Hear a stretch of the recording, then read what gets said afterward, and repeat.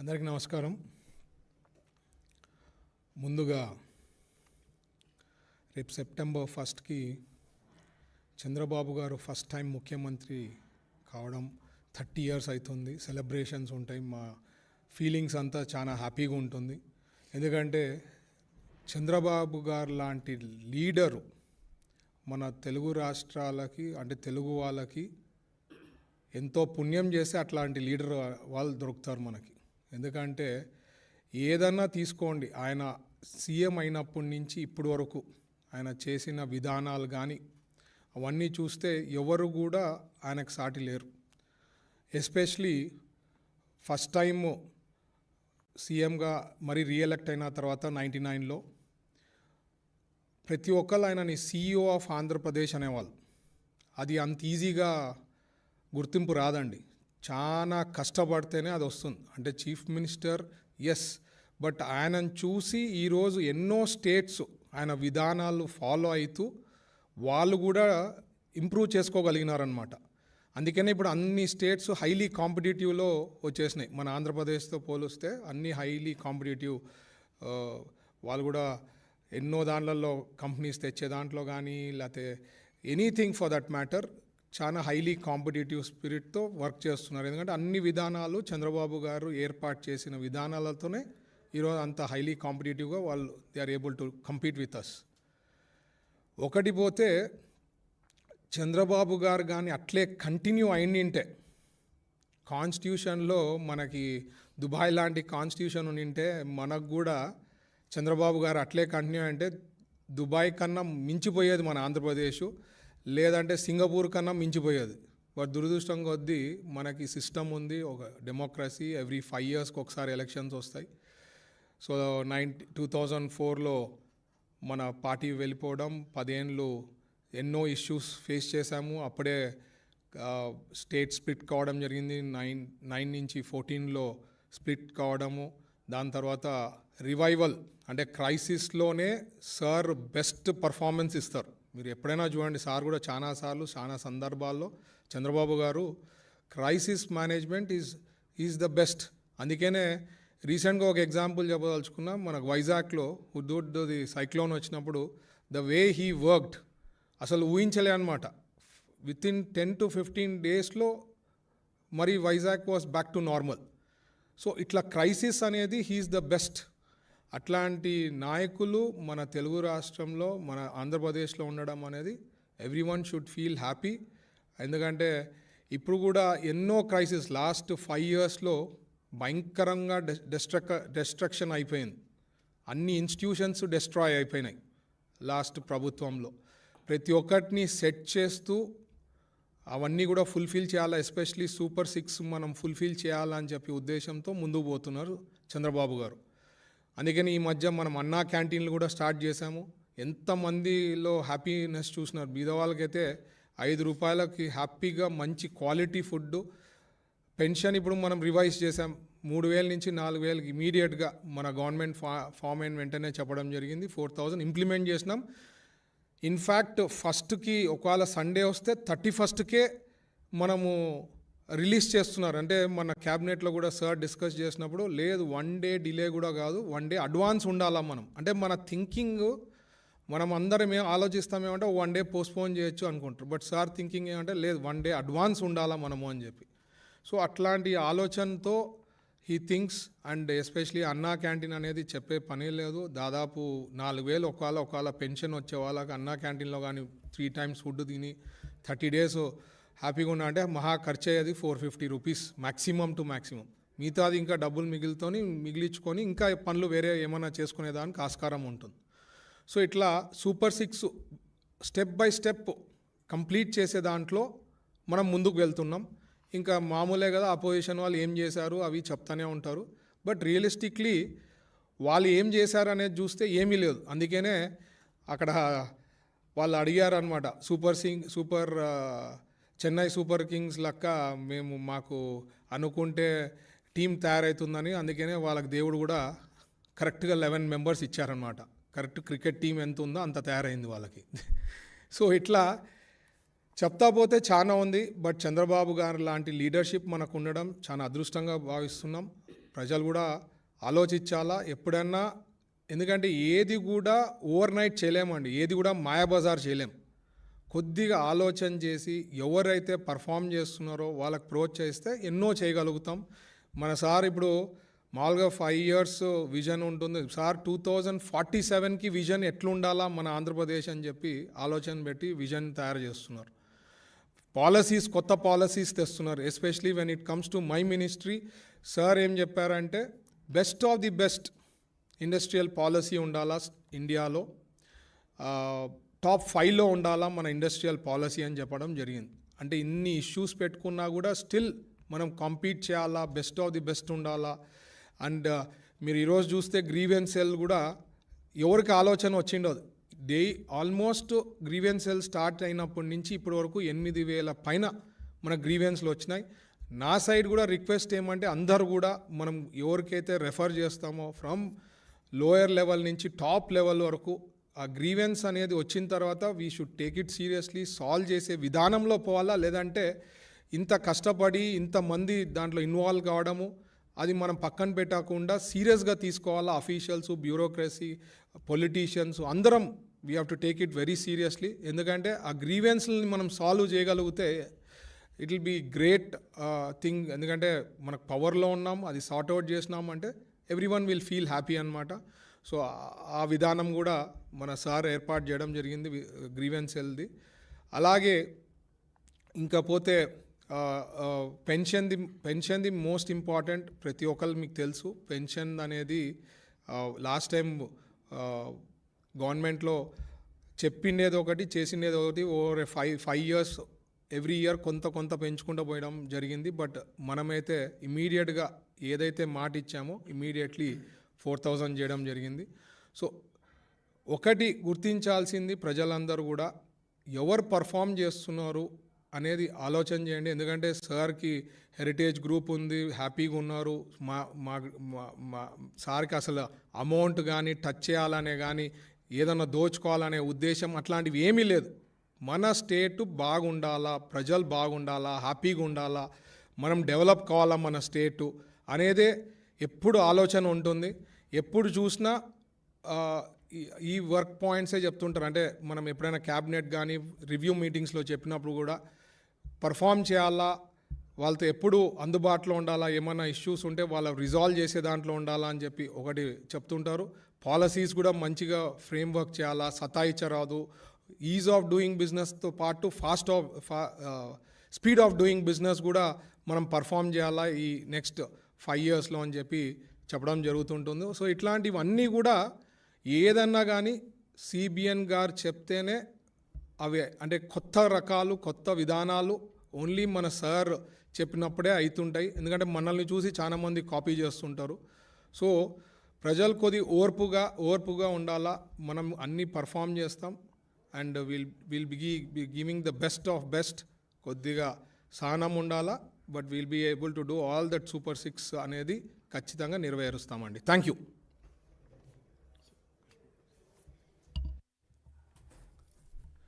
అందరికీ నమస్కారం.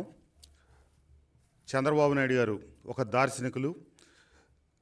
తొలిసారిగా ముఖ్యమంత్రిగా బాధ్యతలు చేపట్టిన తర్వాత ఈ ఆంధ్ర రాష్ట్రంలో అత్యధిక కాలం ముఖ్యమంత్రిగా ఈ రాష్ట్ర తెలుగు జాతి ఐక్యత కోసం, అలాగే తెలుగు జాతి ఉన్నతి కోసం ఎంతో కృషి చేసిన వ్యక్తి.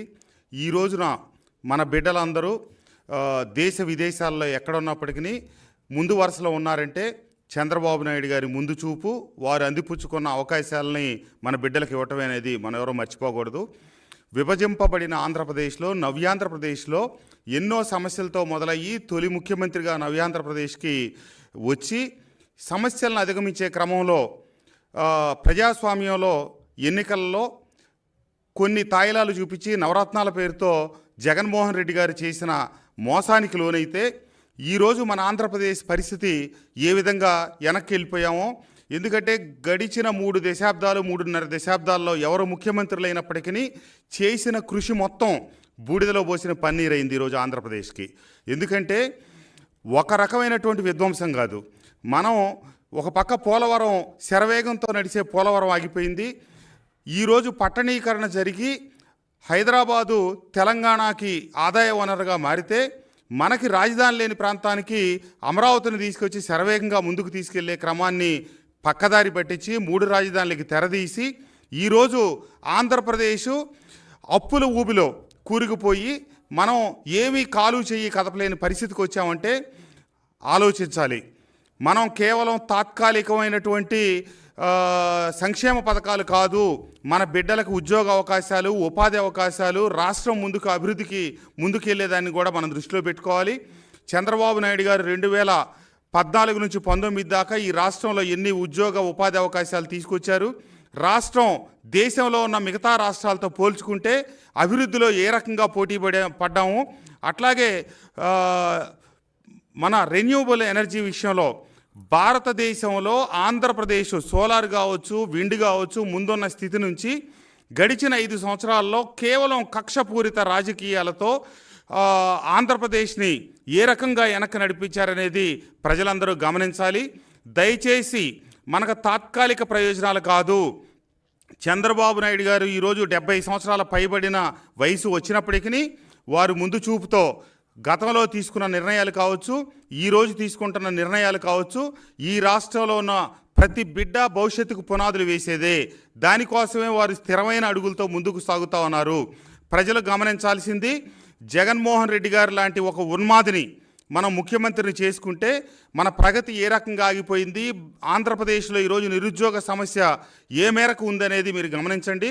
తప్పకుండా దార్శనికుడికి ముందు చూపుతో మళ్ళా రాష్ట్రం ముందుకి అభివృద్ధి క్రమంలో ముందుకు సాగుతుందని, పోలవరం కూడా ఖచ్చితంగా వచ్చే 2-2.5 సంవత్సరాల్లో పూర్తి చేసి మన ఆంధ్రప్రదేశ్కి వెన్నెముగ్గా నిలవాలని చెప్పి ఆకాంక్షిస్తూ ఈరోజు ఆయన ఇటు పార్టీని అటు ప్రభుత్వాన్ని సమన్వయపరుస్తూ ముందుకు సాగుతూ ఉన్నారు. కొంతమంది త్వరపడతా ఉన్నారు, తప్పులు చేసిన వాళ్ళని శిక్షించాలి అని చెప్పి ఆ విషయంలో చంద్రబాబు నాయుడు గారు ఏదో వెనకబడ్డారని చెప్పి అనుకుంటా ఉన్నారు. జగన్మోహన్ రెడ్డి గారు తీసుకున్నటువంటి తొందరపాటు నిర్ణయాల్లాగా చంద్రబాబు నాయుడు గారు కూడా తప్పుడు పద్ధతిలో ముందుకెళ్లాలని కోరుకోవట్లేదు. చట్టం తన పని తాను చేసుకెళ్తుంది. తప్పు చేసిన వాళ్ళందరినీ చంద్రబాబు నాయుడు గారు కూటమి ప్రభుత్వం ఖచ్చితంగా శిక్షిస్తుంది. దానికి విధానపరంగానే ముందుకెళ్తామని తప్పితే జగన్మోహన్ రెడ్డి గారి లాగా కక్ష సాధింపులకి ప్రభుత్వం ముందుకెళ్ళదని టీడీఎల్పీ సమావేశంలో కూడా చంద్రబాబు నాయుడు గారు సూటిగా చెప్పారు. ఆ రోజు పవన్ కళ్యాణ్ గారిని ఇలాగే బీజేపీ నాయకులు ముందు పెట్టుకొని చట్టం తన పని తాను చేసుకెళ్తుంది తప్పితే జగన్మోహన్ రెడ్డి గారి లాగా కక్షపూరిత రాజకీయాలు చేయొద్దని, దయచేసి ఈ విషయంలో తెలుగుదేశం పార్టీ శ్రేణులందరూ కూడా గతంలో జరిగినటువంటి తప్పులు మనం కూడా చేయాలని కోరుకోవద్దు. తప్పకుండా చట్టానికి బయట ఉండి ఏమైతే తప్పులు చేశారో వాళ్ళందరికీ శిక్షలు పడతాయి. మీరు ఓపికగా ఉండాలని చెప్పి కోరుకుంటూ, తప్పకుండా చంద్రబాబు నాయుడు గారి నాయకత్వంలో, కూటమి నాయకత్వంలో రాబోయే రోజుల్లో ఆంధ్రప్రదేశ్ ఏమైతే వెనకబడ్డామో మళ్ళా పునర్వైభవం దిశగా నిర్దిష్టమైన అడుగులతో అమరావతి పునర్నిర్మాణం ప్రారంభమైంది. పోలవరం అభివృద్ధి ముందుకు సాగుతూ ఉంది. ఈ రాష్ట్రానికి పరిశ్రమలు రావడానికి ఇంకా కొంత భయపడతా ఉన్నారు. ఎందుకంటే 40% ఓట్లు వచ్చినాయి జగన్మోహన్ రెడ్డి గారికి. మళ్ళా భవిష్యత్తులో ఏమన్నా అవకాశం దొరికితే కనుక మళ్ళీ అదే రకమైనటువంటి ఇబ్బందులు 19 నుంచి 24 వరకు పరిశ్రమలను పారద్రోలారు. పరిశ్రమలకు ఇవ్వవలసినటువంటి రాయితీలు ఇవ్వలేదు. అలాగే పారిశ్రామికంగా అన్నీ మోసాలే జరిగినాయి. కక్ష సాధింపు చర్యలు, సొంత వ్యక్తులకి కట్టబెట్టే కార్యక్రమాలే జరిగినాయి. కాబట్టి మళ్ళీ జరుగుతాయో అని కొంత భయపడతా ఉన్నారు. అది ఎప్పటికీ జరగదు. తెలుగు ప్రజలు చాలా తెలివిగలవాళ్ళు. ఈ జాతి ఖచ్చితంగా రాబోయే పరిస్థితులు అంచనా వేసుకొని ఎట్టి పరిస్థితుల్లో ఎవరైతే ఈ రాష్ట్రంలో పరిశ్రమలు పెట్టడానికి ముందుకు వస్తున్నారో మీరు ఖచ్చితంగా ముందుకు రండి. జగన్మోహన్ రెడ్డి గారి నైజం వైఎస్ఆర్ కాంగ్రెస్ పార్టీ శ్రేణులకు కూడా అర్థమైంది. ఆయన వాడుకొని వదిలేయటమే తప్పితే ఎట్టి పరిస్థితుల్లో ఆయన ఎవరికీ ఉపయోగపడరు. ఆయన పార్టీ శ్రేణుల్ని, వైఎస్ఆర్ కాంగ్రెస్ పార్టీ శ్రేణుల్ని వాడుకొని అధికారంలోకి వచ్చి 5 సంవత్సరాలు తను గుమ్మం కూడా లోపలికి అడుగు పెట్టనివ్వని వ్యక్తి అయినా, శాసనసభ్యులకే ఇంటర్వ్యూలు ఇవ్వని వ్యక్తి అయినా, మేము ఆ పార్టీలో పనిచేసాం, శాసనసభ్యులుగా పనిచేసాం, 151 మందిని గెలిపిస్తే 50 మంది పైబడిన శాసనసభ్యులకి కనీసం ఒక్కసారి ముఖ్యమంత్రిగా కూడా లోపలికి అడుగు పెట్టనివ్వని వ్యక్తి ఈరోజు మళ్ళీ ఆంధ్ర రాష్ట్ర ప్రతిష్టను దిగజార్చడం కోసం ఢిల్లీలో దొంగ నాటకాలు ఆడుతూ ఉన్నారు. రేపొద్దున వచ్చి మళ్ళీ అధికారం కోసం పాదయాత్రలు కూడా చేయొచ్చు, జనం నెత్తిన మీద చేతులు పెట్టొచ్చు, ముద్దులు పెట్టొచ్చు. ఏమి పెట్టినా ఈ కల్లబొల్లి మాటలు దయచేసి ఎవరూ నమ్మొద్దు. మీరందరూ వైఎస్ఆర్ కాంగ్రెస్ పార్టీ వాళ్ళు నిజమైన దేశభక్తులైతే, నిజమైన ఆంధ్ర రాష్ట్ర ప్రేమికులైతే ఆయన తెలుగు భాషని అగౌరవపరిచారు, తెలుగు భాషని కనుమరుగు చేయాలని చూశారు. అలాగే ఆంధ్ర రాష్ట్ర అభివృద్ధికి దూరంగా జరిపి మన రాష్ట్రంలో రావాల్సిన పెట్టుబడులన్నీ పక్క రాష్ట్రానికి వెళ్ళటానికి ప్రధాన కారకుడు జగన్మోహన్ రెడ్డి గారే. దయచేసి అన్ని విషయాలు గమనించి చంద్రబాబు నాయుడు గారి నాయకత్వంలో ఈ రాష్ట్రం పురోభివృద్ధి సాధిస్తుందని, జగన్మోహన్ రెడ్డి గారి భూతానికి భయపడి పెట్టుబడులు పెట్టడానికి రాకుండా ఎవరు ఆగాల్సిన పని లేదు. ఖచ్చితంగా ఆంధ్ర రాష్ట్ర ప్రజలు 2029లో కూడా కూటమిని ఎన్నుకోబోతా ఉన్నారు. కాబట్టి నిరభ్యంతరంగా పెట్టుబడులు పెట్టాలి, మన బిడ్డలకి నిరుద్యోగ సమస్య నుంచి బయటికి తీసుకురావాలి.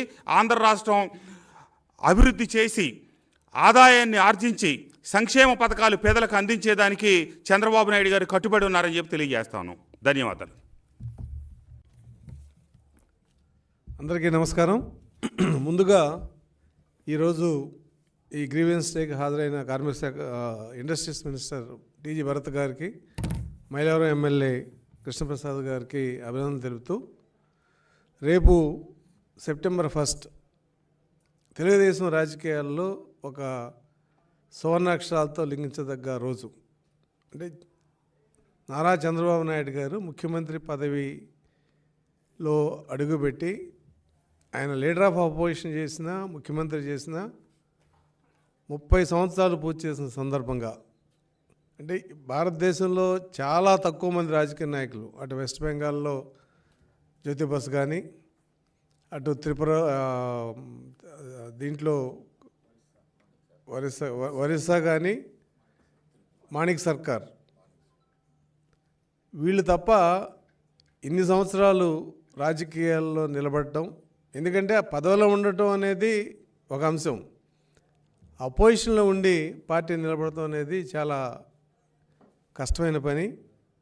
ఏదైనా భారతదేశ రాజకీయ చరిత్రలో అటు అన్నగారు పేరు, ఇటు చంద్రబాబు నాయుడు గారి పేరు ఖచ్చితంగా ఈ తెలుగు జాతి ఉన్నంతకాలం ఉంటుంది అనే నమ్మకం మాకుంది. రెండో అంశం ఆయన వ్యక్తిత్వం. చంద్రబాబు నాయుడు గారు అంటే సహనం, ఆ దేవుడు ఆయనకి ఇచ్చిన వరం అది. 2 కష్టపడే మనస్తత్వం. 3 ఆయన విజన్.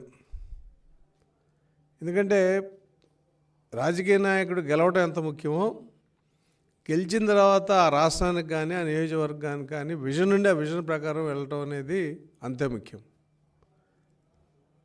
ఈ 3 లక్షణాలతో ఆయన ఆ రోజు 1995 కానీ 99లో కానీ ఆంధ్ర రాష్ట్రానికి వేసిన పునాదులే ఇవాళ తెలంగాణ రాష్ట్రానికి కాయలు కాసి అభివృద్ధి చెందుతుంది.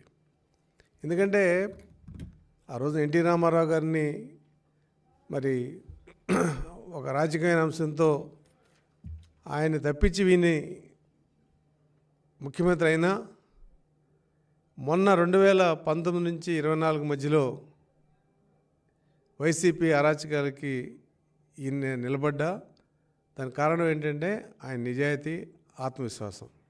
ఎప్పుడు చంద్రబాబు నాయుడు గారు ఒక మాట చెప్తాడు, క్రైసిస్ని ఆపర్చునిటీగా చేసుకోగలిగిన వాడే సక్సెస్ఫుల్ పర్సన్ అని.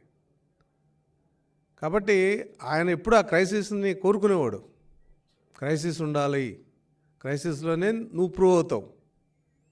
కాబట్టి అటువంటి వ్యక్తి తెలుగు రాష్ట్రాల ముఖ్యమంత్రి ఉండటం అనేది తెలుగు రాష్ట్ర ప్రజలు తీసుకున్న అదృష్టం. నాకు తెలిసి ఒక ఆశతో, ఏదో వస్తున్న ఆశతో 2019లో వైసీపీని ప్రజలు గెలిపించారు. తెలుసుకున్నారు తప్పు. ఇవాళ 2024లో ప్రజలు గెలిపించిన కారణం చంద్రబాబు నాయుడు మీద నమ్మకం, వాళ్ళ తప్పు తెలుసుకున్నారు. కాబట్టి ఒక్కసారి ప్రజలు మేము తప్పు చేసామని నిర్ణయానికి వచ్చిన తర్వాత మళ్ళీ వెనక్కి వెళ్ళే సమస్య ఉండదు. ఇవాళ 2019లో కనుక చంద్రబాబు నాయుడు గారు గెలిచుంటే ఇవాళ ఆంధ్ర రాష్ట్రం ఎక్కడో ఉండేది. వైసీపీ గెలవబట్టి అభివృద్ధి కుంటుపడి నాశనమైపోయి వ్యవస్థలు ఈ ఆంధ్ర రాష్ట్రంలో ఈ వ్యవస్థ నాశనం కాలేదనే చెప్పగల వ్యవస్థ ఏదైనా ఉంటే అది జగన్మోహన్ రెడ్డి టీం మాత్రమే. మిగతా అన్ని వ్యవస్థలు నాశనమైంది. అటువంటి పరిస్థితుల్లో ఇవాళ ఆంధ్ర రాష్ట్రానికి ముఖ్యమంత్రి రావటం అంటే ఇదేమి ముఖ్యమంత్రి అంటే అందరూ ఏదో జెడ్ కేటగిరీ బ్లాక్ 1 చూసి అదే సుఖపడుతున్నారు అనుకుంటే చాలా తప్పది. ఆయన ఎంత కష్టపడుతున్నాడో, ఎంత మెంటల్ టెన్షన్ ఉంటుందో మేము చూసాం. 53 రోజులు జైల్లో ఉన్నా, ఆయన ఇంటికి తాడు కట్టి ఆత్మకూరు వెళ్ళడానికి లేదని చెప్పినా వీటన్నిటిని ఆయన చాలా ఛాలెంజ్గా ఫేస్ చేయటం. ఇవాళ రాష్ట్రాన్ని ఆయన ఎప్పుడు చెప్పినా కూడా ఒకటి చెప్తాడు ఆయన, ఆంధ్ర రాష్ట్రం అందరికంటే ముందుండాలి, నాకే కోరికలు లేవు, కాబట్టి ఈ రాష్ట్రాన్ని ముందు తీసుకెళ్ళటమే నా ఉద్దేశం, దానికి ఎన్ని కష్టాలు పడతాయని చెప్పి ఆయన మాకు మీటింగ్లో కూడా చెప్పడం జరిగింది. మా అందరికి ఇన్స్పిరేషన్ కూడా అదే, కష్టపడాలి, హానెస్ట్గా ఉండాలి. కాబట్టి ఇటువంటి వ్యక్తిని వాళ్ళ ప్రజలు ఎన్నుకోవడంలో వాళ్ళ తప్పును తెలుసుకున్నారు. మనం రాజకీయాలు చాలా చేస్తాం, రాజకీయాలు ఎన్నో ఈక్వేషన్స్ ఉంటాయి, కానీ తప్పు తెలుసుకుని ప్రజలు కరెక్ట్ చేసుకున్న తర్వాత రాజకీయాలు శాశ్వతంగా ఉంటాయి. కాబట్టి అటువంటి అవకాశం ఇవాళ మన తెలుగు రాష్ట్రాలకు వచ్చింది. ఖచ్చితంగా ఆయన విజన్తో తెలుగు రాష్ట్రం ముందుకెళ్తుంది. ఇవాళ ఎమ్మెల్యేలు కానీ మంత్రులు కానీ యువరక్తం వచ్చింది. వీళ్ళందరూ ఒక 15-20 సంవత్సరాలు రాజకీయాల్లో ఉండే అవకాశం ఉంది. కాబట్టి వాళ్ళందరూ కూడా చంద్రబాబు నాయుడు గారి మనస్తత్వాన్ని, చంద్రబాబు నాయుడు గారి ఆలోచనని, చంద్రబాబు నాయుడు గారి వ్యక్తిత్వాన్ని ఫాలో అవటానికి ప్రయత్నిస్తే ఖచ్చితంగా వాళ్ళు కూడా రాజకీయాలు రాణించే అవకాశం ఉంది. మరి అటువంటి ఉన్నతమైన వ్యక్తి రేపు 30 సంవత్సరాలు కాదు, మా వ్యక్తిగతమైన కోరిక అయితే ఆయన లైఫ్ టైం సీఎంగా ఉండాలనేది ఈ రాష్ట్ర అభివృద్ధి దృష్ట్యా కోరుకుంటున్నాం.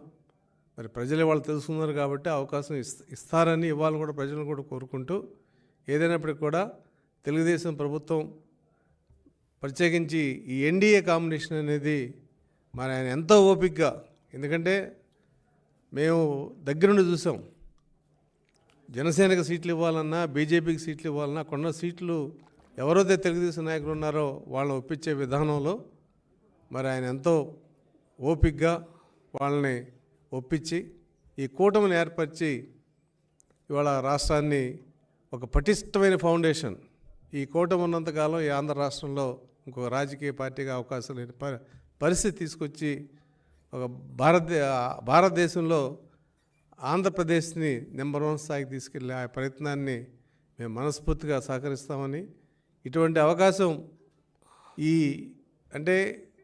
ఇటువంటి నాయకుడు అవకాశం ఉన్న అడ్మినిస్ట్రేషన్లో మేమందరం పార్ట్ అయినందుకు మనస్ఫూర్తిగా ఆయన అభినందిస్తూ, మరొక్కసారి ఆయనకి జీవితకాలం ముఖ్యమంత్రి అయ్యే అవకాశం ప్రజలు కల్పించాలని ప్రజలందరూ కూడా వేడుకుంటున్నాం.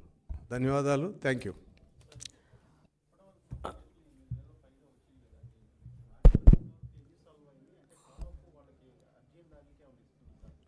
అంటే 8,000 కాదు, ఇట్ ఈజ్ అబోవ్ 50,000. అయితే వాటిని కేటగరైజ్ చేసాం, ల్యాండ్, పెన్షన్స్, మిగతా ఇష్యూస్. వీటిలో ల్యాండ్లో ఏంటంటే గత 5 సంవత్సరాల్లో ల్యాండ్ వ్యవస్థ అనేది అసలు పూర్తిగా అది దాన్ని ఏమంటారంటే తెగిపోయిన పూసలదండలాగా అయిపోయింది. దాన్ని మొత్తం ఇప్పుడు మళ్ళీ సరి చేయాలి. మనం కొత్త పాస్బుక్లు ఇవ్వాలి. ల్యాండ్ గ్రాబింగ్, డాటెడ్ ల్యాండ్ని ఎవరిష్టం అటు తీసుకోవటం, ఇట్లా రకరకాలు. ఎందుకంటే మాకు వచ్చిన అప్లికేషన్లో దాదాపుగా 50% అవే ఉంది. మిగతావి పెన్షన్స్. ఒక పెన్షన్ని ఫ్యామిలీ మెంబర్స్ మొత్తం లింక్ చేయడం వల్ల ఏమవుతుందంటే, నేను ప్రత్యక్షంగా చూసా, 2 కాళ్ళు లేని వ్యక్తిగా ఈ హ్యాండిక్యాప్ పెన్షన్ 10,000 వచ్చేది, వాళ్ళ తమ్ముడికి రైల్వేలో ఉద్యోగం వచ్చి పెన్షన్ తీశారు. తెలుగుదేశం అన్నింటినీ కూడా పెన్షన్ రిస్టోర్ చేస్తానని చెప్పడం, మరి క్యాబినెట్గా మినిస్టర్ హోదాలో భరత్ గారు ఉన్నారు కాబట్టి క్యాబినెట్లో ఆ అంశాన్ని ప్రస్తావించి ఒక్కసారి కాకపోయినా స్టెప్ బై స్టెప్ మనం ఏదైతే 6 ప్రామిసులు చేసామో, రిలాక్సేషన్ ఇస్తామో, ఆ రిలాక్సేషన్ ఇస్తే వాళ్ళందరికీ కూడా పరిష్కారం అవుతాయి. ఈ మిగతా సమస్యలు అంటే సిఎంఆర్ఎఫ్ నేను గర్వంగా చెప్తా, భారతదేశంలో ఏ ముఖ్యమంత్రి 1500 కోట్లు సిఎంఆర్ఎఫ్ ఇవ్వాల. 14-19లో ఆంధ్రప్రదేశ్లో మాత్రం ఇచ్చారు. ఇప్పుడు కూడా సిఎంఆర్ఎఫ్ రాసే విధానం బహుశా ఆయనకు పక్కనుండే తెలుస్తుంది. ఎంత సార్ 15 లక్షలు అయింది, 10 లక్షలు తీసుకో. ఆ రాసే విధానం మేము ఆశ్చర్యపోతాం. అంత మ్యాగ్నానమస్గా ఆయన, అంటే ఆయన హార్ట్లో, అది మాటల్లో ఆయన చెప్పలేడు కానీ కాగితం రాసే పక్కనుంటే మీకు అర్థమవుతుంది అది. ఆ సిఎంఆర్ఎఫ్ అప్లికేషన్లు, జాబ్స్, 20 లక్షల జాబ్స్ కోసం ఒక టీము వాళ్ళు ఆ డాక్యుమెంటేషన్ తయారు చేస్తున్నారు. మరి ఇండస్ట్రీస్ మినిస్టర్గా భరత్ గారి యొక్క కష్టం ఖచ్చితంగా 20 లక్షల జాబ్స్లో రిఫ్లెక్ట్ అవుతుంది. ఇవాళ చంద్రబాబు నాయుడు గారి హయాంలో కష్టపడేది 2 మినిస్టర్లు చాలా కష్టపడాలా. ఒకటి ఫైనాన్స్, 2 ఇండస్ట్రీస్. వాళ్ళు ఫైనాన్స్ బ్యాలెన్స్ చేసుకోవాలి. ఇండస్ట్రీస్ మినిస్టర్ గారు మరి ఒప్పించి వాళ్ళ మల్లవల్లిలో అశోక్ లేలాండ్ ఎలా వెనక్కి వచ్చి వాళ్ళ కార్యక్రమాలు ప్రారంభించే సిద్ధంగా ఉన్నారో అలా ఇండస్ట్రీస్ని తీసుకురాగలిగితే మరి జాబ్స్ కూడా ఎక్కువ వచ్చే అవకాశం ఉంది. గవర్నమెంట్ కూడా మెగా డిఎస్సి అనౌన్స్ చేసింది, జాబ్ కాలను కూడా ఇస్తున్నారు. అంటే ప్రభుత్వం కుదుట పడదాకా కావాల్సిన ఒక 6 నెలల సమయం ఏదవుతుందో అది డిసెంబర్కి వరకు మనం వెయిట్ చేయగలిగితే డిసెంబర్ నుంచి నేను అనుకోవటం రెగ్యులర్ అడ్మినిస్ట్రేషన్ స్టార్ట్ అవుతుందని నమ్మకం మాకుంది. ఏదైనా ఖచ్చితంగా ఈ టర్మ్లో మనం విత్తనాలు పాతాం, మొక్కలు అవుతాయి. నెక్స్ట్ టర్మ్లో అవన్నీ కాయలు కాస్తాయి.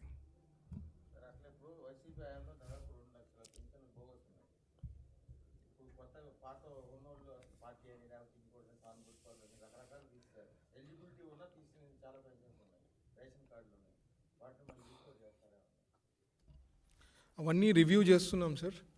అవన్నీ డిస్కస్ చేస్తున్నాము. క్యాబినెట్లో కూడా వాళ్ళు అంటే ఈ డిస్కషన్ వచ్చింది సబ్జెక్ట్ ఇట్లా ఒకటి తీసేది, ఒకటి చాలా ఉన్నాయి అని చెప్పి, అంటే ఇల్లీగల్వి కూడా ఉన్నాయి చాలా వరకు అని చెప్పి చెప్పడం జరిగింది.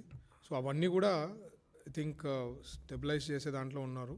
కొన్నాళ్ళు పడుతుంది ఇవన్నీ సిస్టమ్, ఎందుకంటే ఇప్పుడు ట్రాన్స్ఫర్స్ జరుగుతున్నాయి. కొద్దిగా టైం ఇవ్వాలి, అన్నీ సెటిల్ డౌన్ అయిన తర్వాత I think you will see lot of improvements.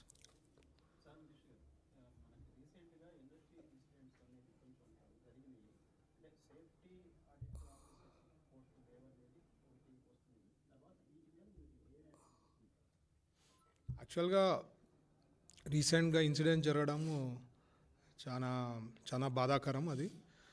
But basically A industry కూడా, నేను కూడా ఒక ఇండస్ట్రియలిస్టు, నేను కూడా చూసా 25 ఏళ్ళు.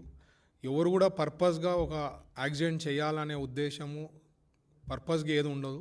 యాక్సిడెంట్ అయింది, బట్ ఇన్ఫ్యాక్ట్ సేఫ్టీ ఆడిట్స్ ఉంటాయి రెగ్యులర్గా. Industries of factory inspector of factories వాళ్ళు వచ్చి విజిట్స్ ఉంటాయి. దాన్ని స్ట్రెంథన్ చేసే దాంట్లో విధానాలు ఇంకా బెటర్గా ఏమున్నాయో మనము మన కొలీగ్ మినిస్టర్తో కూడా మాట్లాడి అది వి విల్ డూ దట్ అని చెప్పి ఆల్రెడీ జరిగినారు. ఇది జరిగిన తర్వాత ఇన్సిడెంట్ ఆల్రెడీ కలెక్టర్స్ ఎవరైతే ఇండస్ట్రీస్ ఉన్నాయో వాళ్ళందరినీ కూడా పిలిచి మాట్లాడి ఏమైతే గ్యాప్స్ ఉన్నాయో ఇంప్రూవ్మెంట్స్ చేయాలా అని చెప్పే దాంట్లో ఫోకస్ చేస్తూ ఉన్నారు. బట్ ఇంకా బెటర్ మెథడాలజీసు, బెటర్ ఆడిట్సు ఏవైతే ఉన్నాయో అవి గ్యారంటీ ఇంకార్పొరేట్ చేయాలని చెప్పి ఉద్దేశం ఉంది. సీఎం గారు కూడా ఆదేశాలు ఇచ్చడం జరిగింది.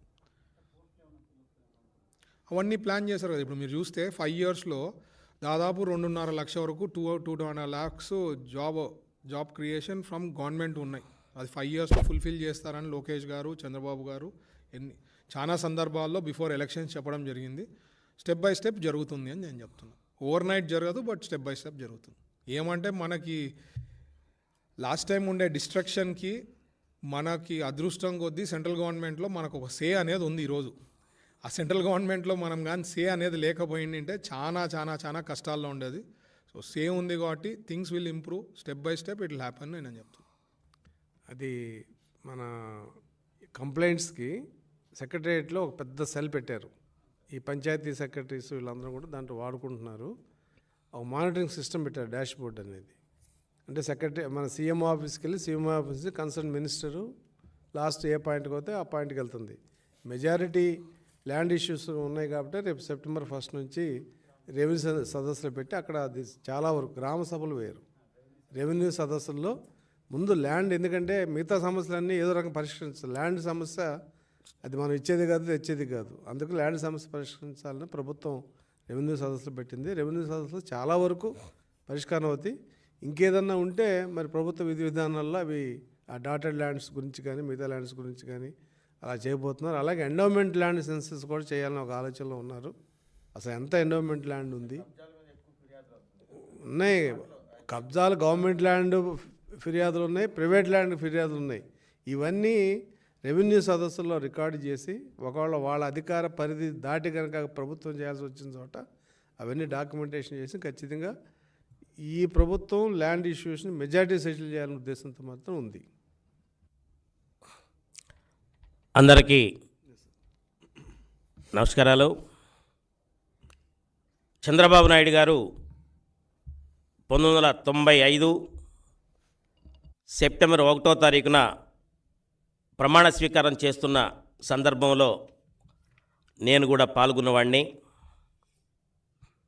ఆ రోజున ముఖ్యమంత్రి కావాలని చంద్రబాబు నాయుడు గారు అనుకోలేదు.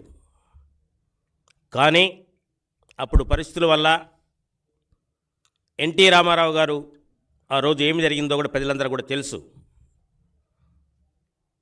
అటువంటి సమయంలో తను ఎంతో బాధతోటి కఠోరమైనటువంటి నిర్ణయానికి ఒప్పుకొని రాష్ట్రాన్ని కాపాడాలి, పార్టీని కాపాడాలని చెప్పేసి ఉద్దేశంతో తను ముఖ్యమంత్రిగా ప్రమాణ స్వీకారం చేశారు.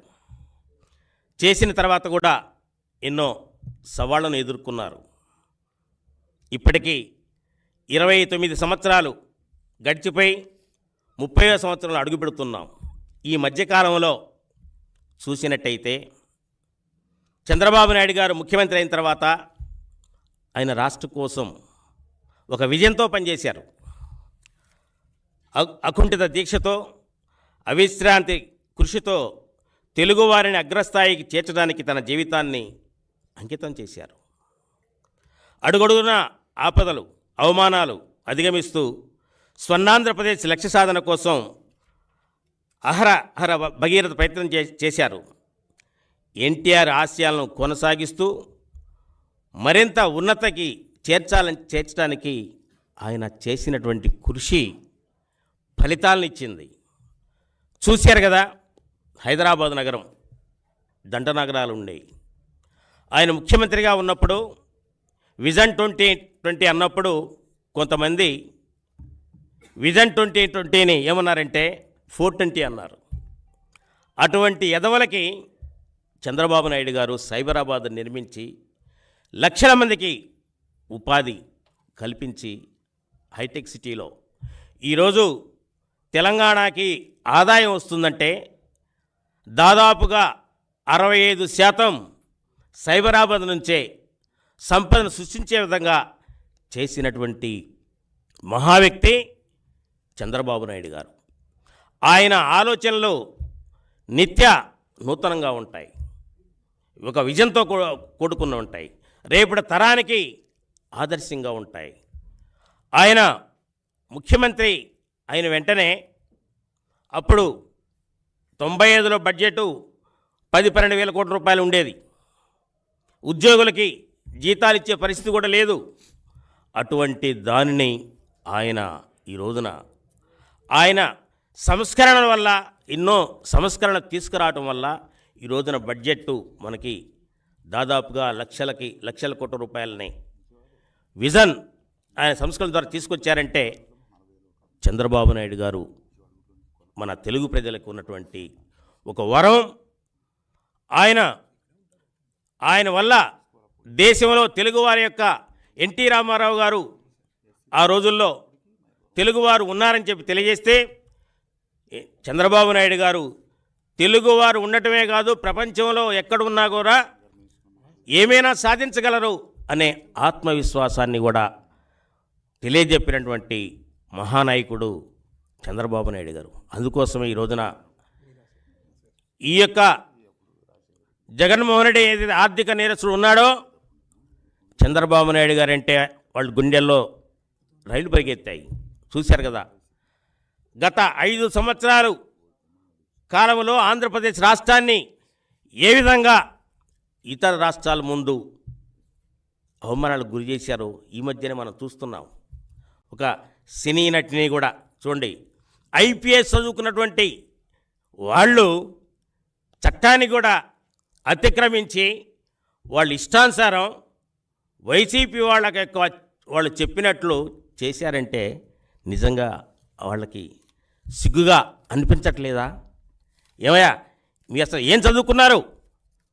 అలాంటి వారికి గుండెల్లో రైలు పరిగెత్తించడానికే చంద్రబాబు నాయుడు గారు అలాంటి ఒక మహానాయకుడు తెలుగు రాష్ట్రంలో ఉండటం మాలాంటి వాళ్ళకు కూడా చాలా ఆనందంగా ఉంది.